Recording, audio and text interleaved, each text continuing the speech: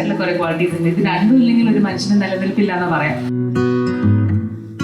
കുഞ്ഞിപ്പിറക്കാണ്. നിങ്ങളെയൊക്കെ പോലെ തന്നെ വളരെ സുന്ദരിയായി ജനിച്ചൊരു കുഞ്ഞു മാലാഖ.